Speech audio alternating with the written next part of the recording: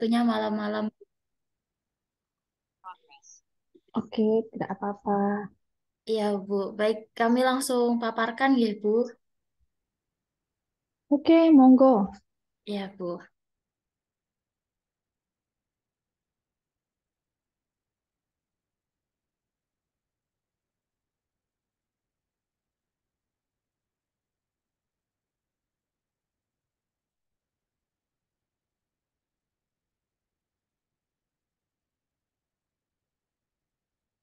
Baik, saya mulai. Assalamualaikum warahmatullahi wabarakatuh. Di sini kami akan memaparkan, ya, di sini kami akan memaparkan terkait project bisnis plan dari tim kami, yaitu bisnis kami sendiri merupakan sebuah penyedia jasa layanan website print jarak jauh.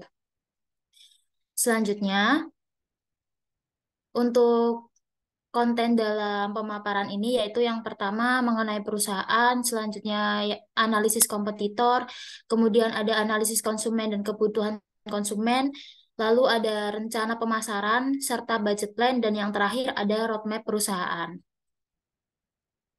Yang pertama yaitu mengenai perusahaan. Di sini perusahaan ini dibangun untuk menyediakan solusi cetak praktis dan efisien melalui platform website. Nah, tim pendiri sendiri berfokus pada pengembangan platform untuk layanan cetak jarak jauh yang mudah dan efektif. Mereka meneliti kebutuhan pelanggan dan tantangan penyedia layanan cetak jarak jauh. Perusahaan berkomitmen Pak menjadi mitra yang dapat diandalkan bagi penyedia layanan cetak jarak jauh. Selanjutnya di sini untuk tim kami sendiri, saya sendiri yaitu Afni Firda Alfadina berperan sebagai Chief Executive Officer dan Chief Financial Officer yang memiliki tugas bertanggung jawab atas kinerja dan pertumbuhan perusahaan penyedia jasa layanan website print jarak jauh secara keseluruhan, serta mengelola keuangan perusahaan termasuk perencanaan keuangan anggaran dan pelaporan keuangan. Kemudian Ali Fahrul Rizky berperan sebagai Chief Operating Officer dan Chief Product Officer yang bertugas mengawasi operasional harian perusahaan, termasuk produksi, layanan pelanggan, dan logistik, serta bertanggung jawab atas pengembangan produk dan layanan perusahaan. Kemudian untuk Yoga Raksa Amjad Hernawan berperan sebagai Chief Marketing Officer dan Chief Technology Officer yang bertugas sebagai merancang dan melaksanakan strategi pemasaran untuk meningkatkan kesadaran merek dan mencapai target pasar, serta bertanggung jawab atas pengembangan dan pengelolaan infrastruktur teknologi perusahaan. Lalu dalam konsep bisnis model Canvas-nya sendiri, di sini ada beberapa komponen di dalamnya, yaitu ada key partners. Di sini kami memiliki supplier, payment gateway, kemudian teknologi provider sebagai penyedia layanan cloud hosting atau server. Lalu kemudian ada key activities, melakukan pemeliharaan aplikasi dan database, manajemen data, dan menjaga keamanan dan privasi data pelanggan, serta melakukan riset dan pengembangan. Lalu value proposition, di sini ada beberapa value seperti semua harga sudah tercantum jelas di awal. Ini termasuk di dalam produk. Sistem user friendly, kemudian fleksibilitas dalam melakukan pembayaran, serta semua pesanan tersimpan secara terpusat dalam database dan tidak perlu menyimpan nomor WhatsApp setiap customer. Lalu dalam customer relationship, menyediakan layanan pelanggan, kemudian menawarkan promosi khusus dan mengirimkan email newsletter. Lalu ada customer segment, di sini kami memberikan ke toko percetakan dan juga perorangan yang bekerja dari jarak jauh. Lalu ada key resource seperti programmer, desainer web, customer service, dan dana investor. Kemudian channel ada media sosial, iklan online, dan platform marketplace. Cost structure-nya sendiri yaitu biaya pengembangan dan pemeliharaan, kemudian biaya marketing, biaya sumber daya manusia, dan biaya pelatihan dan dukungan teknis. Serta yang terakhir yaitu review revenue stream, yaitu penjualan lisensi atau paket perangkat lunak, kemudian pengembangan kustomisasi atau modifikasi dari sistem. Terakhir yaitu penjualan layanan langganan seperti layanan dukungan teknis atau layanan pemeliharaan secara berkala.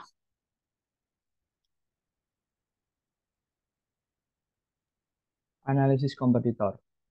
Berikut ini adalah perusahaan kompetitor yang bergerak di bidang yang sama dan menghasilkan produk yang sama dengan perusahaan kami. Yaitu yang pertama adalah perusahaan Lumira, yang kedua adalah perusahaan Codefund Studio, yang ketiga adalah perusahaan kreasi Garuda. Analisis konsumen. Pada target pasar dalam bisnis sistem informasi print jarak jauh, target pasar dipilih adalah toko percetakan di wilayah Surabaya. Perusahaan bertujuan untuk menyediakan solusi sistem informasi yang memudahkan kegiatan bisnis para pemilik toko percetakan.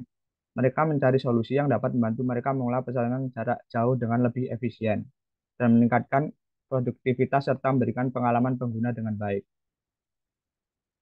Target konsumen. Yang pertama, lokasi.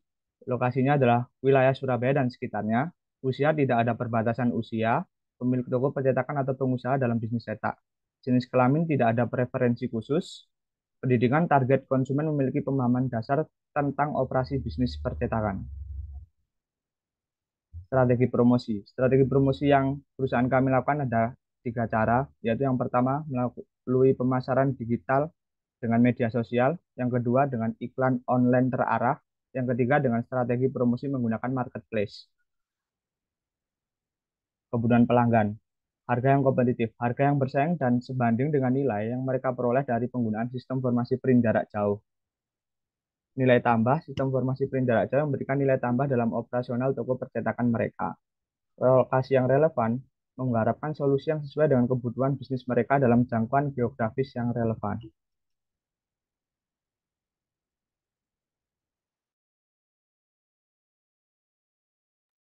Rencana pemasaran. Strategi kami pertama dengan media sosial. Memilih platform ini sebagai yang tepat untuk buat konten yang menarik dan menggunakan strategi konten yang efektif. Yang kedua, iklan online. Menggunakan layanan iklan online yang tepat, membuat pesan iklan yang menarik. Ketiga, marketplace. Memilih marketplace yang tepat, optimasi deskripsi dan gambar produk, berinteraksi dengan pelanggan. Budget plan. Untuk variabel cost-nya, yaitu ada biaya pemasaran, biaya pengembangan produk, biaya pemeliharaan produk, biaya pembaruan sistem, biaya dukungan teknis, biaya hosting, biaya server, dan biaya infrastruktur dengan total 28 juta. Lalu yang kedua ada fixed cost. Yang pertama ada gaji tim CFO, gaji tim COO, gaji tim CFO, gaji tim CPO, gaji tim CTO, tagihan sewa bangunan, biaya listrik, biaya air, biaya internet, biaya telepon, lisensi perangkat lunak dengan total 43.300. Lalu expected income, ada pendapatan penjualan, pendapatan layanan dengan total 110 juta. Lalu road ada roadmap pengembangan dan pendanaan.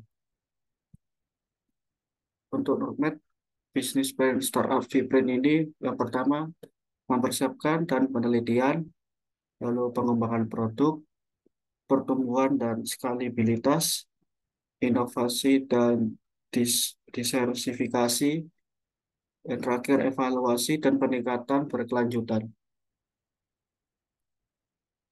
Sumber pendanaan. Pertama ada pendanaan awal, kedua pendanaan eksternal, ketiga pendapatan dari penjualan, keempat kemitraan dan aliansi, kelima pendapatan berkelanjutan. Terima kasih.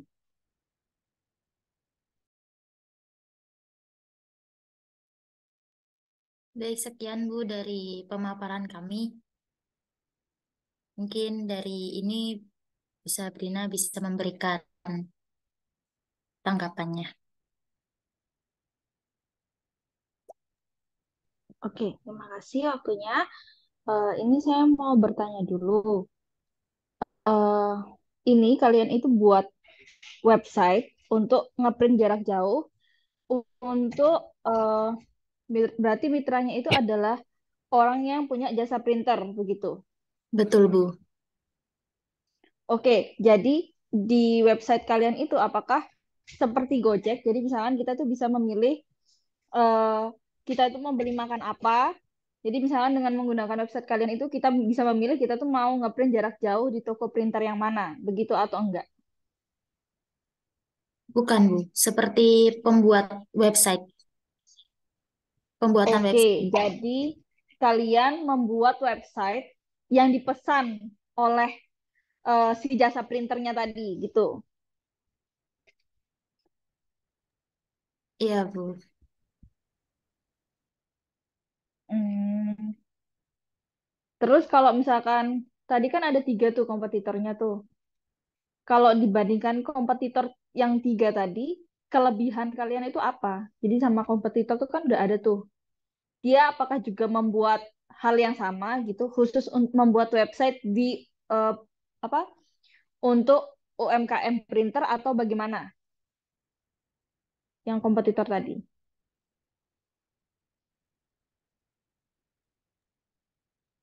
Untuk yang kompetitor tadi itu sebenarnya kan kompetitor yang kami cari yang mungkin memang benar berfokus di print jarak jauh itu sebenarnya tidak ada, Bu. Jadi yang ada itu mereka secara global gitu loh, Bu, kayak website iya, mobile dan lain-lain itu juga mereka layani gitu. Nah, tapi untuk yang berfokus sendiri itu tidak Hmm. ada. Jadi mungkin kalau ditanya untuk kelebihannya sendiri, mungkin kami akan bisa lebih fokus untuk pengembangan dari printnya dari website print jarak jauhnya itu sendiri begitu, Bu.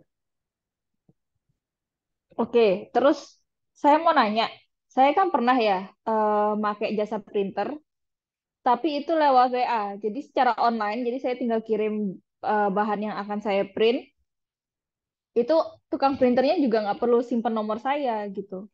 Terus kelebihannya apa? Maksudnya apakah dengan kita eh, pakai aplikasi ini apakah jadi lebih gampang kah? Atau mungkin pengeluaran dan pemasukan itu lebih ter tercatat dengan baik atau bagaimana? Soalnya Iya. kalau misalkan kita pakai WhatsApp juga sih. Misalnya kita mau pesan lewat WhatsApp gitu kan dia akan ada jasa pengantarannya juga gitu kan. Tukang printernya juga nggak perlu nge-save nomor saya gitu. Jadi eh, harusnya dipaparkan lebih detail gitu loh. Oh, kalau misalkan pakai website kita itu keuntungan apa yang didapatkan dengan oleh tukang printernya gitu. Oh iya, jadi Gimana gimana? kalau untuk keuntungannya sih dari itu tadi kalau WA kan nggak semua di save, Bu. Jadi nanti takutnya antar pesanan gitu ketuker. Kalau lewat sistem kan itu ada nama Oke. nama pemesan dan nomor telepon, email sama alamat. Jadi kalau misalkan mau diantar pun sudah ada alamatnya gitu loh. Kalau misalkan emang Oke. printernya tuh bisa jasa antar gitu, karena kan nggak semua jasa printer bisa antar gitu. Dan juga untuk rekapan pemasukan gitu, Bu. Jadi rekapan per hari, per bulan itu tercatat semua di sistem. Hmm. Mungkin saran dari saya aja ya. Jadi ketika kalian pengen ngasih apa ya barang kalian gitu, memasarkan barang kalian, harusnya yang kalian tekankan itu adalah kelebihan-kelebihan dari barang yang ingin kalian jual. Tapi tadi yang saya lihat itu hanya sedikit sekali kelebihan-kelebihan dari penggunaan barang yang kalian jual itu. Jadi kalau misalkan kayak gitu, customer juga nggak akan tertarik untuk membeli gitu. Harusnya yang kalian tekankan tuh kayak kelebihan-kelebihannya dari produk yang akan kalian jual gitu. Nggak apa-apa pakai majas hiperbola tuh nggak apa-apa, dilebay-lebaykan aja. Supaya apa? Supaya customer itu lebih tertarik atau mitra itu lebih tertarik untuk membeli barang kalian gitu.